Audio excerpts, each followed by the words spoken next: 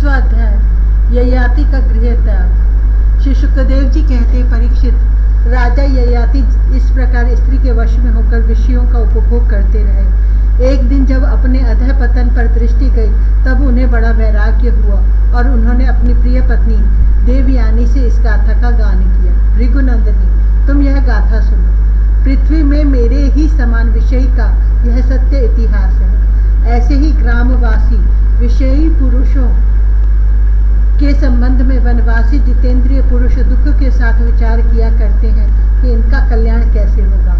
एक था बकरा, वह वन में अकेला ही अपने को प्रिय लगने वाली वस्तुएं ढूंढता हुआ घूम रहा था।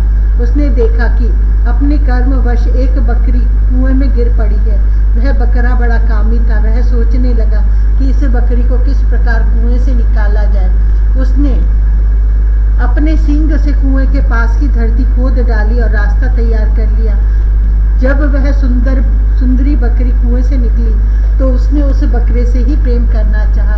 वह दाढ़ी मूंछ मंडित बकरा हृष्ट पुष्ट जवान बकरियों को सुख देने वाला विहार कुशल और बहुत प्यारा था। जब दूसरी बकरियों ने देखा कि कुएं में गिरी हुई बकरी ने उसे अपना प्रेम पात्र चुन लिया है, तब उन्होंने भी उसी को अपना पति बना लिया। वे तो पहले से ही पति की तलाश में थी। उस बकरे के सिर पर काम रूप पिशाच सवार था। वह अकेला ही बहुत सी बकरियों के साथ विहार करने लगा और अपनी सब सुध बुध खो बैठा। जब उसकी कुएं में से निकाली हुई प्रियतमा बकरी ने देखा कि मेरा पति तो अपनी दूसरी प्रियतमा बकरी से विहार कर रहा है, तो उसे बकरे की यह करतूत सहन न हुई। उसने देखा कि यह तो बड़ा कामी है, इसके प्रेम का कोई भरोसा नहीं है और यह मित्र के रूप में शत्रु का काम कर रहा है। अतः वह बकरी उस इंद्रिय लोलुप बकरे को छोड़कर बड़े दुख से अपने पालने वाले के पास चली गई। वह दीन कामी बकरा उसे मनाने के लिए मैं करता हुआ उसके पीछे पीछे चला, परंतु उसे मार्ग में मना न सका। उस बकरी का स्वामी एक ब्राह्मण था। उसने क्रोध में आकर बकरी के लटकते हुए अंडकोश को काट दिया, परंतु फिर उस बकरी का ही भला करने के लिए फिर से उसे जोड़ भी दिया। उसे इस प्रकार के बहुत से उपाय मालूम थे। प्रिय, इस प्रकार अंडकोश जुड़ जाने पर वह बकरा फिर कुएं से निकली हुई बकरी के साथ बहुत दिनों तक विषय भोग करता रहा, परंतु आज तक उसे संतोष न हुआ। सुंदरी, मेरी भी यही दशा है। तुम्हारे प्रेम पाश में बंधकर मैं भी अत्यंत दीन हो गया। तुम्हारी माया से मोहित होकर मैं अपने आप को भी भूल गया। प्रिय, पृथ्वी में जितने भी धान्य, चावल, जौ आदि सुवर्ण पशु और स्त्रियां हैं, वे सब के सब मिलकर भी उस पुरुष के मन को संतुष्ट नहीं कर सकते जो कामनाओं के प्रहार से जर्जर हो रहा। विषयों के भोगने से भोग वासना कभी शांत नहीं हो सकती, बल्कि जैसे घी की आहुति डालने पर आग और भड़क उठती है, वैसे ही भोग वासनाएं भी भोगों से प्रबल हो जाती हैं। जब मनुष्य किसी भी प्राणी और किसी भी वस्तु के साथ राग द्वेष का भाव नहीं रखता, तब वह समदर्शी हो जाता है और उसके लिए सभी दिशाएं सुखमयी बन जाती हैं। विषयों की तृष्णा ही दुखों का उद्गम स्थान है। मंद बुद्धि लोग बड़ी कठिनाई से उसका त्याग कर सकते हैं। शरीर बूढ़ा हो जाता है, पर तृष्णा नित्य नवीन ही होती जाती है। अतः जो अपना कल्याण चाहता है, उसे शीघ्र से शीघ्र इस तृष्णा भोग वासना का त्याग कर देना चाहिए। और तो क्या, अपनी माँ, बहन और कन्या के साथ भी अकेले एक आसन पर सटकर नहीं बैठना चाहिए। इंद्रियां इतनी बलवान हैं कि वे बड़े बड़े विद्वानों को भी विचलित कर देती हैं। विषयों का बार बार सेवन करते करते मेरे 1000 वर्ष पूरे हो गए, फिर भी क्षण प्रति क्षण उन भोगों की लालसा बढ़ती ही जा रही है। इसलिए मैं अब भोगों की वासना तृष्णा का परित्याग करके अपना अंतःकरण परमात्मा के प्रति समर्पित कर दूंगा और शीत उष्ण सुख दुख आदि के भावों से ऊपर उठकर अहंकार से मुक्त हो हरिणों के साथ वन में विचरूंगा। लोक परलोक दोनों के ही भोग असत हैं, ऐसा समझकर न तो उनका चिंतन करना चाहिए और न भोगे। समझना चाहिए कि उनके चिंतन से ही जन्म मृत्यु रूप संसार की प्राप्ति होती है और उनके भोग से तो आत्मनाश ही हो जाता है। वास्तव में इनके रहस्य को जानकर इनसे अलग रहने वाला ही आत्मज्ञानी है। परीक्षित, ययाति ने अपनी पत्नी से इस प्रकार कहकर गुरु की जवानी उसे लौटा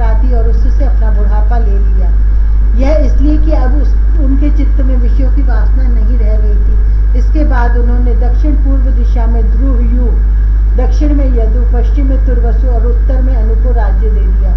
सारे भूमंडल की समस्त संपत्तियों की योग्यतम पात्र पुरु को अपने राज्य पर अभिषिक्त करके तथा बड़े भाइयों को उसके अधीन बनाकर वे वन में चले गए। यद्यपि राजा ययाति ने बहुत वर्षों तक इंद्रियों से विषयों का सुख भोगा था, परंतु जैसे पंख निकल आने पर पक्षी अपना घोंसला छोड़ देता है, वैसे ही उन्होंने एक क्षण में ही सब कुछ छोड़ दिया। वन में जाकर राजा ययाति ने समस्त आसक्तियों से छुट्टी पा ली। आत्म साक्षात्कार के द्वारा उनका त्रिगुण मैलिंग शरीर नष्ट हो गया।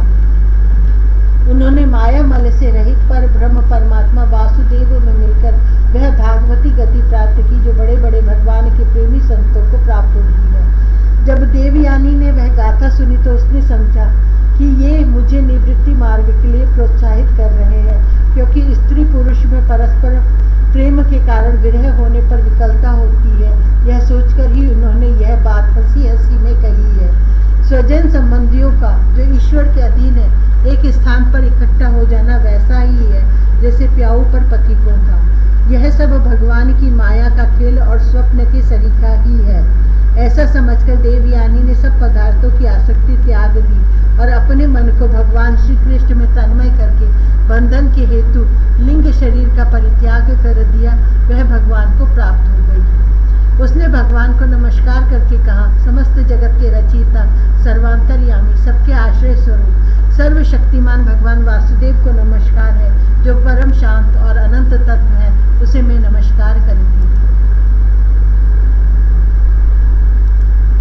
20वां अध्याय पुरु के वंश, राजा दुष्यंत और भरत के चरित्र का वर्णन। श्री सुखदेव जी कहते, परीक्षित, अब मैं राजा पुरु के वंश का वर्णन करूंगा। इसी वंश में तुम्हारा जन्म हुआ है। इसी वंश के वंशधर बहुत से राज ऋषि और ब्रह्म ऋषि भी हुए हैं। पुरु का पुत्र हुआ जन्मेजय, जन्मेजय का प्रचिनवान, प्रचिनवान का प्रवीर, प्रवीर का नमस्य और नमस्य का पुत्र हुआ चारुपद, चारुपद से सुद्यु, सुद्यु से बहुगव, बहुगव से संयाति, संयाति से अहियाति और अहियाति से रौद्राश्व हुआ।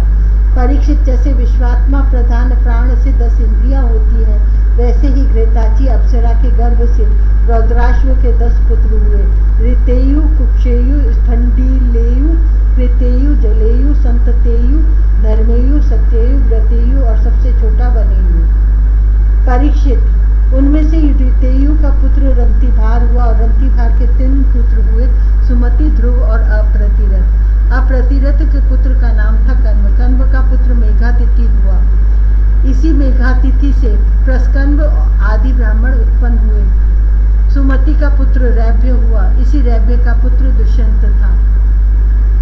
एक बार दुष्यंत वन में अपने कुछ सैनिकों के साथ शिकार खेलने के लिए गए हुए थे। उधर ही वे कण्व मुनि के आश्रम पर जा पहुंचे। उस आश्रम पर देव माया के समान मनोहर एक स्त्री बैठी हुई थी। उसकी लक्ष्मी के समान अंग कांति से वह आश्रम जगमगा रहा था। उस सुंदरी को देखते ही दुष्यंत मोहित हो गए और उससे बातचीत करने लगे। उसको देखने से उनको बड़ा आनंद मिला। उनके मन में काम वासना जागृत हो गई। थकावट दूर करने के बाद उन्होंने बड़ी मधुर वाणी से मुस्कुराते हुए उससे पूछा, कमल दल के समान सुंदर नेत्रों वाली देवी, तुम कौन हो और किसकी पुत्री हो? मेरे हृदय को अपनी ओर आकर्षित करने वाली सुंदरी, तुम इस निर्जन वन में रहकर क्या करना चाहती हो? सुंदरी, मैं स्पष्ट समझ रहा हूँ कि तुम किसी क्षत्रिय की कन्या हो, क्योंकि पुरुवंशियों का चित्र कभी अधर्म की ओर नहीं झुकता। शकुंतला ने कहा, आपका कहना सत्य है। मैं विश्वामित्र जी की पुत्री हूँ। मेनका अप्सरा ने मुझे वन में छोड़ दिया था। इस बात के साक्षी है मेरा पालन पोषण करने वाले महर्षि कर्ण। वीर शिरोमणि, मैं आपकी क्या सेवा करूं? कमल नयन, आप यहाँ बैठिए और हम जो कुछ आपका स्वागत सत्कार करें उसे स्वीकार कीजिए। आश्रम में कुछ निवार तिन्नी का भात है। आपकी इच्छा हो तो भोजन कीजिए और जचे तो यहीं ठहरिए। दुष्यंत ने कहा, सुंदरी, तुम कुशिक वंश में उत्पन्न हुई हो, इसलिए इस प्रकार का आतिथ्य सत्कार तुम्हारे योग्य ही है, क्योंकि राजकन्याएं स्वयं ही अपने योग्य पति को वरण कर लिया करती है। शकुंतला की स्वीकृति मिल जाने पर देश काल और शास्त्र की आज्ञा को जानने वाले राजा दुष्यंत ने गांधर्व विधि से धर्म अनुसार उसके साथ विवाह कर लिया। राजा दुष्यंत का वीर्य अमोघ था।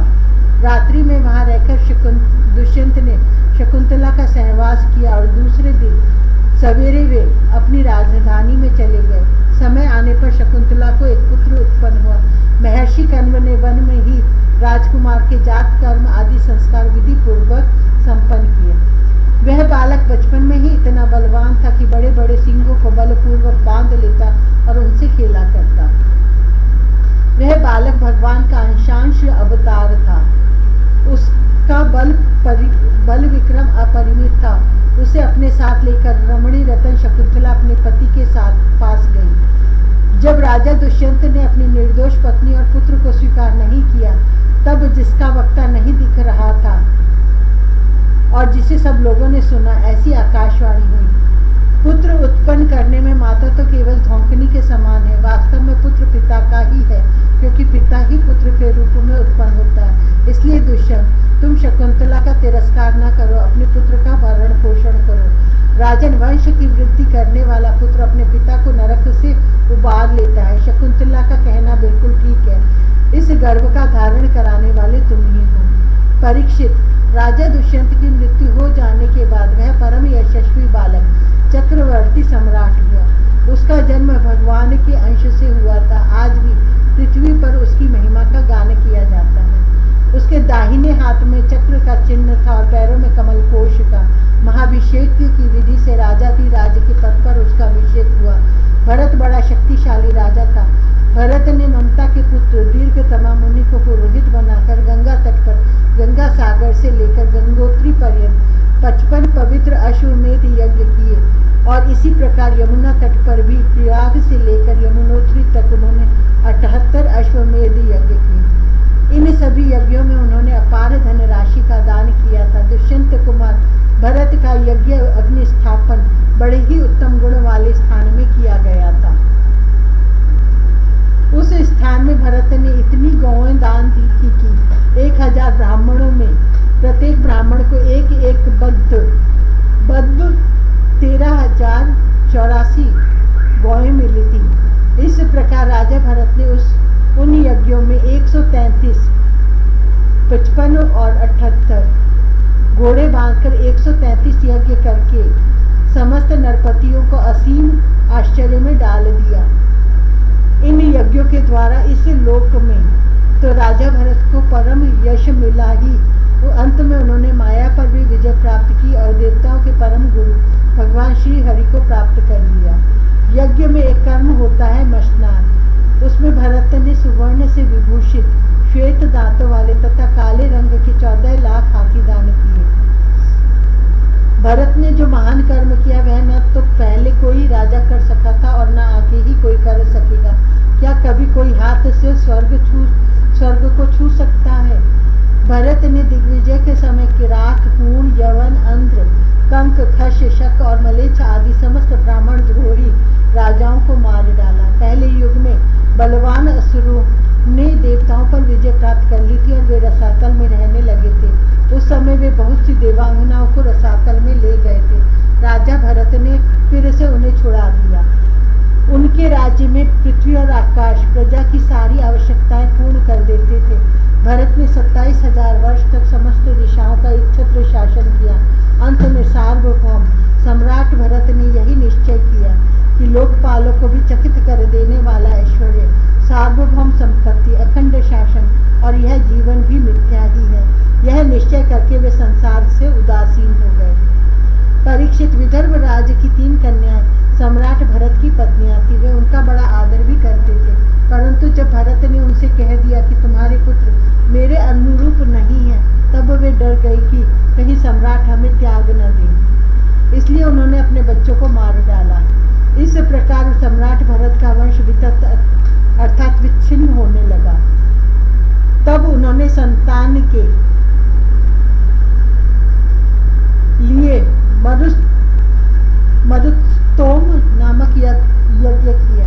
इससे मरुदगणों ने प्रसन्न होकर भरत को भरद्वाज नाम का पुत्र दिया। भरद्वाज की उत्पत्ति का प्रसंग यह है कि एक बार बृहस्पति जी ने अपने भाई उतथ्य की गर्भवती पत्नी से मैथुन करना चाहा। उस समय गर्भ में जो बालक दीर्घतमा था उसने मना किया। किंतु बृहस्पति जी ने उसकी बात पर ध्यान न दिया और उसे तू अंधा हो जा यह शाप देकर बलपूर्वक गर्भाधान कर दिया।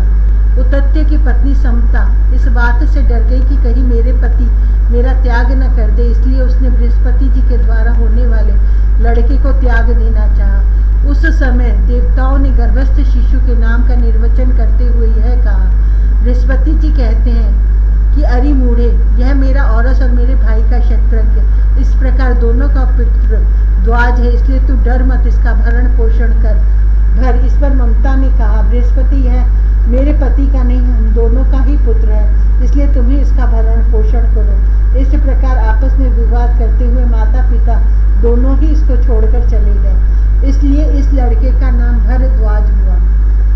देवताओं के द्वारा नाम का ऐसा निर्वचन होने पर भी ममता ने यही समझा कि मेरा यह पुत्र वितत अर्थात अन्याय से पैदा हुआ है, अतः उसने उस बच्चे को छोड़ दिया।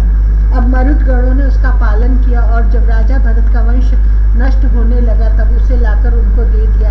यही वितत भरद्वाज भरत का दत्तक